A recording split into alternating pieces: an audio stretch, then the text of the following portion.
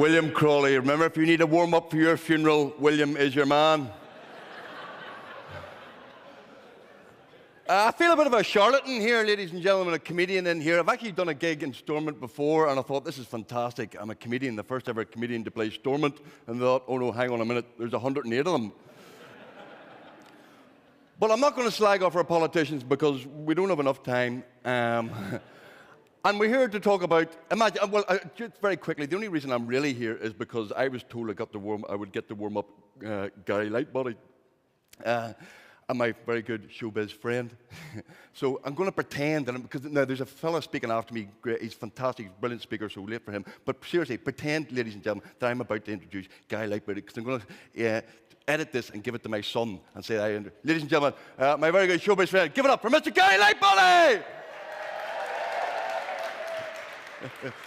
We'll edit that. Thank you very much. So, imagine Northern Ireland, they said that was a challenge. Imagine a new Northern Ireland, a different Northern Ireland. That was the challenge, they said. And I immediately set my brain to work, and I thought, imagine a Northern Ireland football team that could score a goal.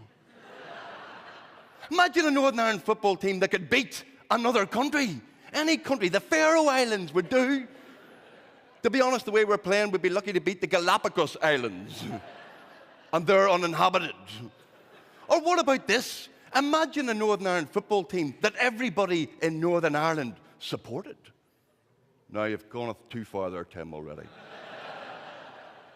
You see, ladies and gentlemen, we have a peace process, but let's be honest, it's an imperfect peace process. Some of it's good, some of it's bad. We had the whole flags issue, and to be honest, we were doing well. Our image of Northern Ireland was improving around the world, and then we had the flags, and now we're back to square one. Now we're the only part of the UK that makes Afghan refugees go, no, honestly, I'm all right where I am. Appreciate the offer, but thanks very much. And that's not right, ladies and gentlemen, because I want to say to the TED people watching across the world, come to Northern Ireland. It's a brilliant country. It's a brilliant place. There are a few things you need to know about us. We're a bit strange in this country. We're a bit cynical. We're a bit sarcastic. We're hard to please. Seriously, you could take the population of Northern Ireland to utopia, and we would go, I thought about better than this, to be honest with you.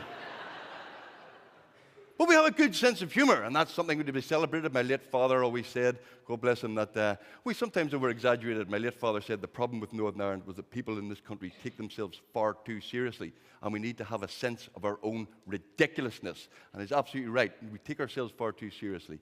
He was a very wise man, my father. He once said, his famous saying was that happy the man whose wife and cigarette lighter are both working. I'm giving that one to Jocelyn.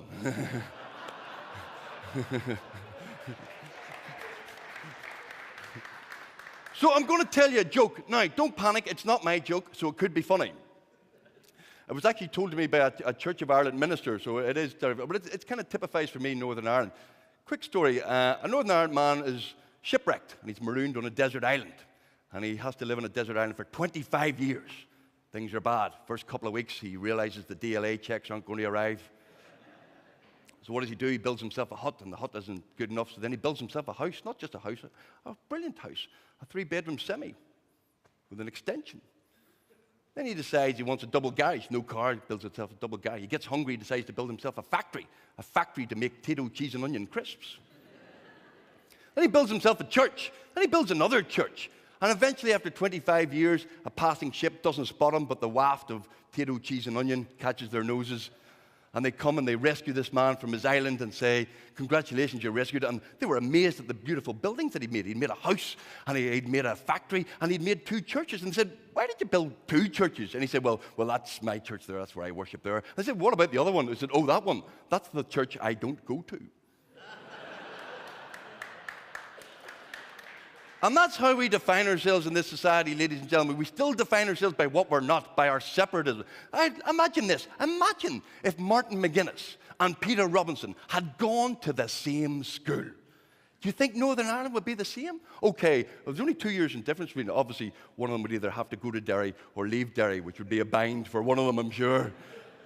But imagine if that had happened, that they'd gone to school together. But no, it doesn't happen in this country. Why not?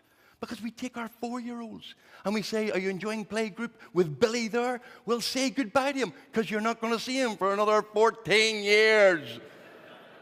14 years, and we separate our kids, and we go, and then we're surprised that we are a sectarian society. I went to a very good Catholic school. I'm very proud of my Catholic education. There were a couple of things missing, ladies and gentlemen. Girls and Protestants.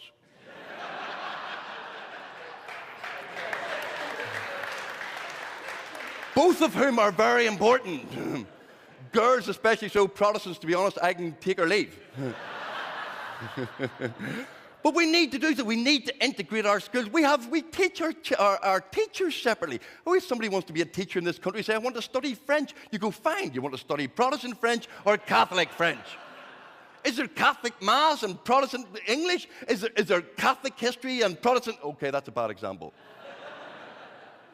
We do. We bus children. Our schools are closing in the countryside because of the lack of pupils. And what do? We bus children to their same denomination schools. Why? Because 50 years ago in America, what do? They bussed people in to desegregate schooling. Here in Northern Ireland, we bus them away to maintain segregation. What a country, ladies and gentlemen. Now, let's be fair now. There are, of course, all these Catholic schools and state schools. They do try mutual understanding and tolerance. There's a bit of that. I'm all for that. We build a brick wall, and then we put a little hole in it and say, look at the prods over there. And what do? We have days out where the prods and the Teagues get to meet each other, maybe at a sports day or something nice like that. And the Protestants and the Catholics, they all stand beside each other, and they all look a bit awkward, you know, like it's a family reunion in the Milliband house. But we preach tolerance. We preach tolerance to each other, and I think that's fine. That is absolutely fine. But tell you this, preaching tolerance in a segregated school is as much use as preaching celibacy in a brothel. So I say unite our... If I'd gone to an integrated school, ladies and gentlemen, I could have met Gary Lightbodies. Well, all right, I would have needed a time machine. But I could have been a drummer in Snow Patrol. If I'd gone to an integrated school, I could have become a unionist. All right, let's not get hysterical. But I could have, ladies and gentlemen, I have a 14-year-old son. I'm a hypocrite. We're all hypocrites in this country. My 14-year-old son goes to a Catholic school. Why? Because of location and various reasons, and because his mates went there. We need integrated education. Because integrated education will be not the magic bullet, but it will form a better society. Let me give you an image of imagine what Northern Ireland will be like 20 years from now if we don't have integrated education. I'll tell you what it'll be like. It will be the bloody same. And do you know what? It will be a society slightly on the edge. A society, as the flags protests have shown, that we do not understand each other. We grotesquely do not understand each other. We need integration. Because if we don't, 20 years from now, we'll still be a society that is on the brink and that could fall apart over a flag, a march, or because the police made the wrong decision. So, please, there is one downside to integrated education, and I have to admit it. If there was integrated education, we became a fully integrated society. Comedians, like me, wouldn't be able to get half an hour of material about the difference between prods and Teagues. Ladies and gentlemen, I'm prepared to take the risk. Thank you very much. It's been a pleasure talking. Thank you.